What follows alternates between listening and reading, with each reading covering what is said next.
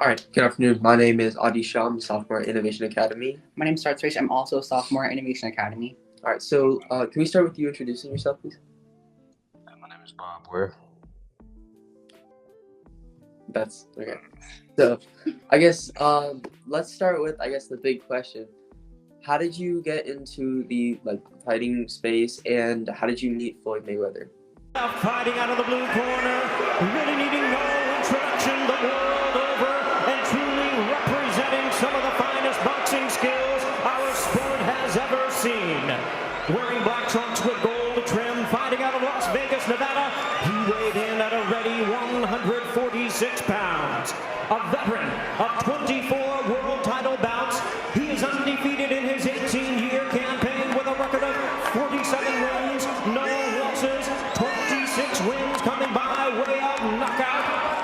Ladies and gentlemen, here is the pound-for-pound great and the pay-per-view king, boxing's future Hall of Famer, the sensational 11-time world champion in 5 weight divisions.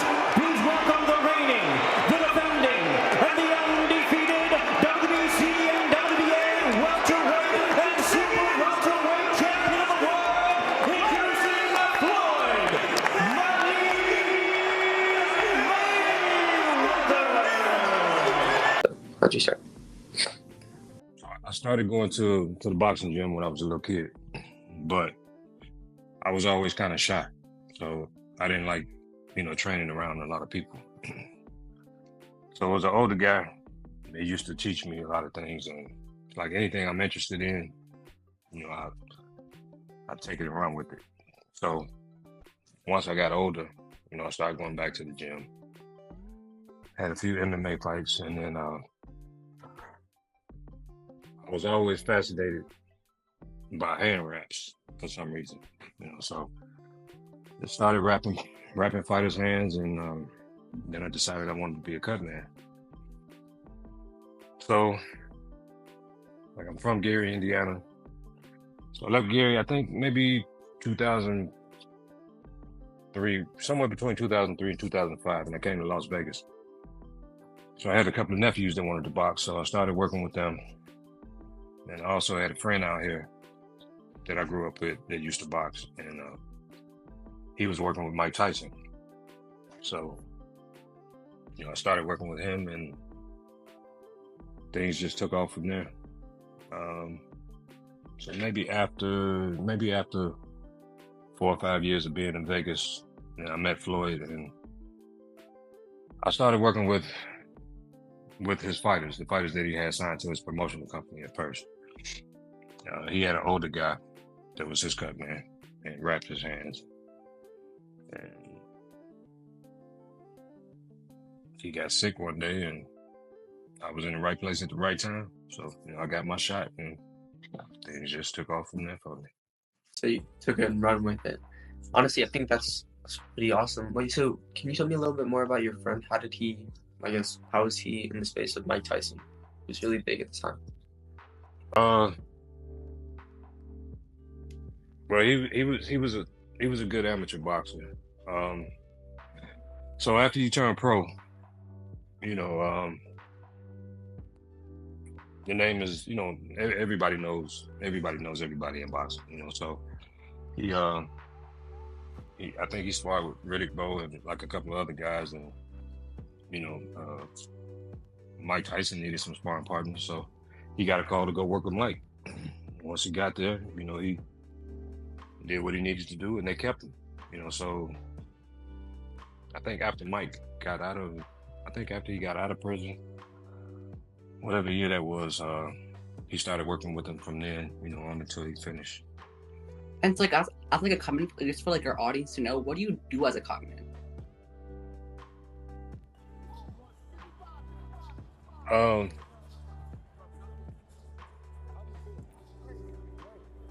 Well, I during the fight, I keep the fighters from swelling up. Of course, if they get cut, I stop them from bleeding. I can make it look easy because I've been doing it for years, but it's not something that you can just get up tomorrow morning and go do, So you need to know what you're doing. You can cause a person to lose a fight. A number of things. So, you really need to know what you're doing if you want to step into it. And like, what education did you get to like be a cut man? Like, what do you have to know? So, the guy that initially taught me, his name is Chuck Bodak. At the time, I didn't know, how good he was, until I got older and came out to Vegas and, started working. So I took a lot of things from him and a couple of things from, a couple of other people, but he's been dead for a few years, and I mean, he's still considered as one of the best cut men, And like, so when you stop these cuts, like, what techniques do you use? Just like for our audience to know. Yeah, it all depends. I have about 4 or 5 different types of medicine, but sometimes depending on the cut, I can squeeze it, just apply pressure and stop it. What happens right? But like, what happens if like a person was like bleeding profusely and there's like a lot of blood coming out, it's like uncontrollable? So the bridge of the nose would be one that is hard to stop, because there's nothing there. Then you have a couple of arteries running down the center of your forehead. Those you can't stop. You can slow them down, but they won't stop. You have to be stitched up in order for those to stop. But So those like, are, all right, continue. yeah, but those are probably 2 of the worst.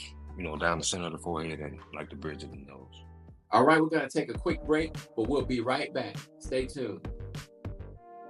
All right, good afternoon. My name is Adi Shah. I'm a sophomore at Innovation Academy. I'm currently interested. I want to study neuroscience, and then from there, I want to go into neurosurgery or neurology. So, like, how would you prepare for like a big fight? At this point, all of my fights are the same to me. I mean, I know what I have to do. I just go and do it. I don't even think, to be honest, when I worked Floyd's first fight, it didn't bother me. Like I say, I know what I have to do. I just go and do it. Honestly, I think that's amazing because there's normally people get like the nerves get to them when it comes to big fights like Floyd Mayweather, and also like you prevent like the nerves from getting to you as well. So I think that's pretty cool. Yeah. I mean, again,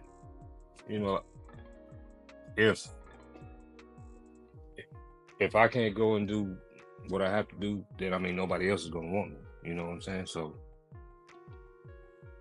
I just have to make sure, I'm able to go out there and do what I have to do. But you got to realize, I mean, the people, they're not there for me. They're there for the fighters, Do you like is it ever like is there like any pressure kind of to make sure that you're always like at 100%, like giving all of your efforts? Do you think Never. it's that natural to you? Yeah, honestly. But and I've been doing it for almost 20 years. And so like, what's your relationship with the fighter usually? Like, what's like the dynamic kind of like? If it's somebody that I work with on a regular basis, it's more than work, because I care about all the fighters that I work with. Sometimes I get a call to go and work with somebody that I've never met before. I'm still gonna do my best to take care of that person, but like the guys I'm with every day, it's different. We have a close relationship. Last summer at our house, we had a bad leak, and we had to call the plumber, and it wasn't covered by the home warranty. So I mean, it was rough. So the thing about it, I was thinking maybe you could just find the leak quickly or just kind of trace the steps of the wetness or the moisture. And the gentleman told me, no, that's going to cost thousands of dollars because I'll be here forever trying to do it like that. We have a sonar, just a system where we're able to detect exactly where the leak is coming from. So, I mean, why hit and miss? Why shoot in the dark? Why guess? Genetic testing is the wave of the future. Wouldn't you want to allow your body to tell you what's best for you so that you could achieve maximum wellness? When you partner with Johns Creek Pharmacy, science is on your side. Stop guessing and let's start testing. Are there any other fighters apart from Floyd Mayweather that you've been a cut man for? Yeah. I just did Devin Haney about 2 weeks ago. Rolly Romero. I worked for UFC for 15 years, did alternate fighter shows, Tuesday Night Contenders, worked for PFL. Worked with Javante Davis, Shakur Stevens. I work with a lot of people. And so, like, what's like your progression from your beginning of the career to now? Like, how you increased it in further your career? What was that last word again? Further developed it.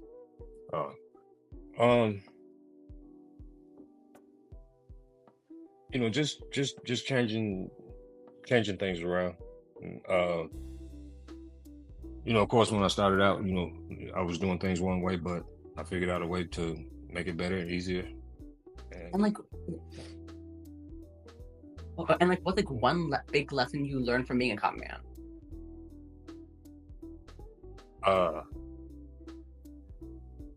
So I had a fight with the guy, actually Tiffany was fighting Adrian Broner. So some people use a Q-tip, a small piece of cotton, but a long stick. So as his nose was bleeding, I had the stick in his nose, and I'm working on the rest of his face. And somebody else that was in the corner with his working hit the stick. It didn't hurt him, but it possibly could have. So I had to figure out another way to handle nosebleeds besides using this long stick. I think that takes a lot of stomach to handle. Cause does it ever when the bleeding becomes uncontrollable, do you see other people or do you mentor any other junior cutmen who are coming up, and do you see them getting the nerves get to them or something? Have you ever seen that? Yeah, I've seen it. And if somebody asks me, for some advice, that's the first thing I tell them. You can't let the crowd or the camera bother you. Mm-hmm. Yeah. About how long would you say it takes for cleaning up these injuries? It all depends. I only get 60 seconds. It's probably going to take me 5 to 10, depending on if there's somebody in front of me. Or when I was working for the UFC, I had to have time to get in the cage. So let's say 45 seconds.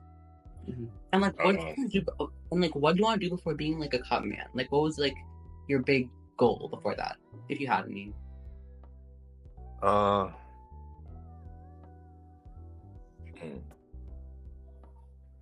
don't think I had any. I just wanted to. I just wanted to work, be able to make money, and just take care of myself, get the things I wanted. So I don't think I really had any big goals. Did you go to any school, I guess, for nursing? I think we touched on it before, but were there any schools, I guess, for being a cutman, or did you just have mentors before you kind of teaching you how to do it? Yeah, just a mentor. This is one of the. Anybody can get a license. Like I said, you can walk off the street and attempt to do it. But I wouldn't suggest it. So yeah, this is one of the only things you don't have to have any background or any training for. And it's how do you handle the pressure during fights? There's no pressure for me. Really? Nah. Nope. Yeah, I had a guy, I think it was UFC, PFL. I think three, 4 cuts and a nosebleed at the same time. I mean, you know, I know what I have to do. I go out there and take care of this guy that's got 3 or 4 cuts and a nosebleed. Other people see it. You know, they know my work is good. That helps me. You know, they may want me in the future. You know, so again, I don't have time to be under pressure. This right here is pressure to me. I hate being on camera. You know, like talk. I can work all day, but talking, yeah, I hate this. Yeah. Okay. And like, what would you say is like the importance of like networking in your industry? You said not working? Networking, like connecting with other people. Oh, networking. Oh, it's extremely important. If you don't network, you don't get work. You know. I'm lucky. I can pretty much depend on getting a call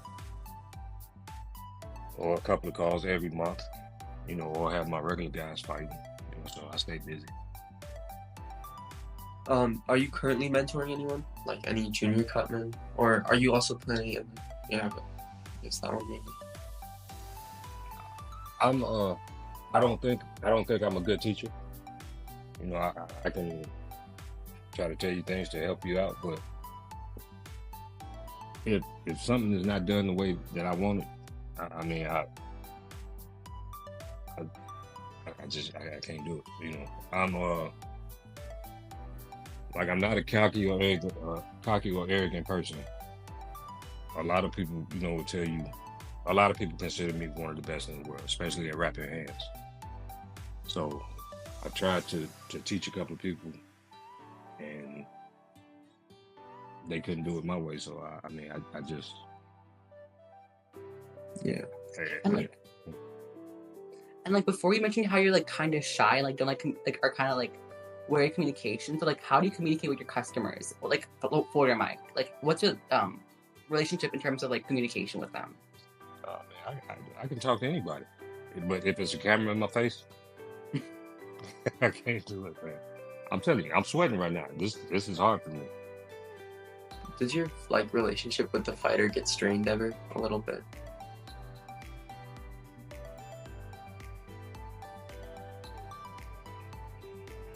Not really.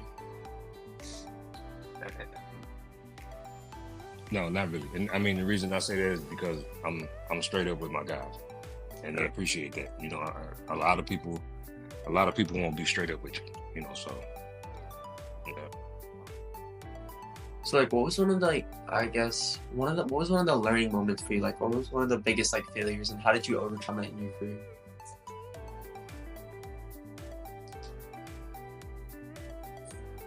And luckily, I haven't had any issues, you know, other than the one that I just told you about, and that wasn't big. I mean, I just knew it was something that I had to change. So I didn't have, you know, any failures. But like I said, luckily, my career has been smooth.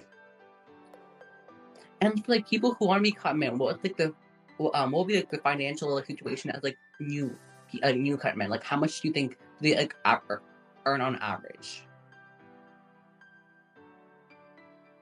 That's going to depend on your work. You know, there are a lot of cutmen, and then, I mean, you know, they're not good.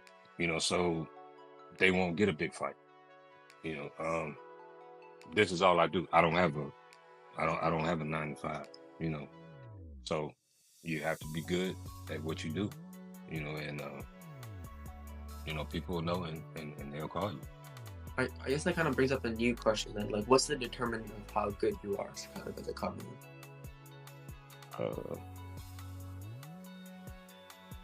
By stopping people from bleeding, keeping them from swelling up. Yeah. And like I know you mentioned like the average salary for like cutmen is kind of like very depending on your work. So like, do cutmen often have like another source of income? Oh yeah.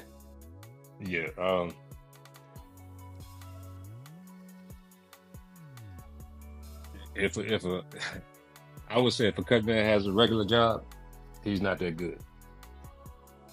You know. Yeah. But yeah, it's I've worked a fight and made $300. Um, you know, that's because the fighter wasn't making that much. You know. Um, I I charged it from $25 to wrap somebody's hands, and the most I made just to wrap somebody's hand one night was 50,000. Um, I made well over six figures, you know, wrapping certain fighters' hands and working the corner. You know, so I think that's overlooked. Actually, I don't think most people consider how much like the financial situation for cut men. So like, what are the different ways to stop the bleed? And like, what type of materials do y'all use? Like gauze? Like, what is it? So I have one type of medicine called Surgisil. If I showed it to you, you would think it's just gauze, but it's actually what they use in the hospitals, I think, to stop like gunshot wounds, things like that. I have another one called Avitine, and it looks like kind of like cotton balls, maybe. Liquid, what is it? We call it adrenaline. I can't think of another. That's a liquid. And then what else do I have? Yeah, so I mean, you know, they come in different forms. Liquid, you know, liquid form, like gauze form, you know, things like that. Actually, I have one personal question is, how did you like kind of network with people? Like, what was your strategy to reaching out? Because you said it was a very network heavy and connection based job. So how did you connect with the fighters, and how did you get like each of your jobs? Like, what was your strategy to reach out? I mean, like I told you, I can talk to anybody, you know. So, Did you have a strategy? no, I mean, I would say it's more or less word of mouth in boxing, you know, unless somebody sees your work. So like with Floyd, I was working with all his other guys, and he would watch me, so he knew what I was doing, you know. So the night that I got the chance to wrap his hands, you know, the reason he took the chance to let me do it is because he knew what I was doing. So because people see me in his, you know, in the corner with him or wrapping his hands, then a lot of people want me just because of that, you know. A lot of people get on, you know, Facebook and Instagram and, you know, tell people what they do. And, you know, they get jobs that way. But yeah, I think mine have always been pretty much like word of mouth though. And like in your like methods, do you ever work with doctors or nurses? I have a couple of doctors that I'm close with, and a lot of them tell. I've literally been told from a doctor that he couldn't do what I do as far as stopping the cut without stitching the fighter up. You know, he was saying that that's the only way that he can stop the bleed. But yeah, I have a few doctors that I deal with. You know, I'm always asking questions. You know, trying to know more. But I mean, like right now, I have my method down. So if it ain't broke, you know, don't fix it. I'm not gonna change anything. You know. And like, in your opinion, do first responders like GMR and EMT, do they have like the same job as cutmen? No. I've seen people in the medical field not be able to stop a cut in the corner. The crowd and the camera it can really screw you up, you know. So yeah, I've seen people in the medical field not be able to stop a fighter from bleeding because they were nervous, you know. So like I told you, first thing you have to do is not be nervous. I think we're gonna start wrapping up now. Before you go, what's the final message you want the viewers to learn from? Say that again. So what's like the final message you want the viewers to learn from? If you're interested in being a cut man, just learn the game first. You know,